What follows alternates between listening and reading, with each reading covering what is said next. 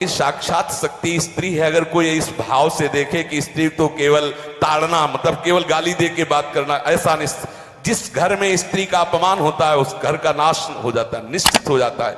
आप देखिए रावण का सत्यानाश हो गया जगदम्बा सीता के प्रति, दुर्योधन का सत्यानाश हो गया द्रौपदी के प्रति।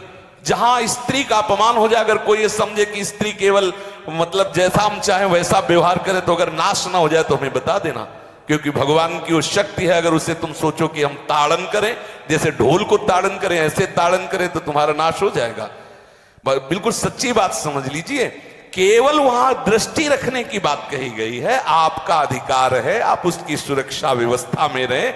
और एक वृत्ति होती है, अगर शासन ना हो तो हमारी बुद्धि भ्रष्ट हो जाए, हमारी बुद्धि भ्रष्ट हो जाए, आपकी बुद्धि भ्रष्ट हो जाए। भगवान का भय, शास्त्र का भय, लोक मर्यादा का भय, ये हमको सुरक्षित रखता है। इसलिए दृष्टि रखने की आवश्यकता है कि वो पवित्र रहे, वो सुरक्षित रहे, ना कि उसको पीटने के लिए यहां संबोधन किया गया गोस्वामी तुलसीदास जी ने।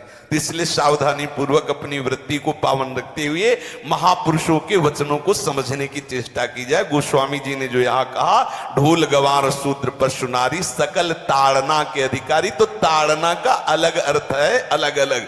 जैसे ढोल में ताड़ना, तो वैसे सब जगह नहीं ताड़ना लगेगी। आप देखो पशु जो है, चालक जो घुड़सवार होता है उसको ताड़ना एड़ी से देता है, अपने चालक जो होता है घुड़सवार एड़ी से।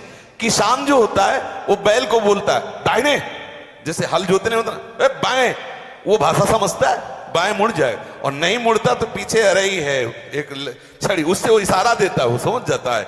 पशु को अपने इशारे से चला लेते। अब उससे कहे, खड़ा होके हाथ जोड़ के कहे कि भैया बैल देवता अब थोड़ा दाहिने मुड़ जाओ, तो नहीं मुड़ेगा।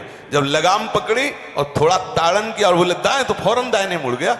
आप देखो जो बैलगाड़ी चलाते हैं, घोड़ा गाड़ी चलाते हैं, ऊंट चलाते हैं, तो पशु शासन के द्वारा उसको इशारे से किधर चलना है उसको इशारा बता दो। अलग अलग जगह इस ताड़न शब्द का अर्थ प्रयोग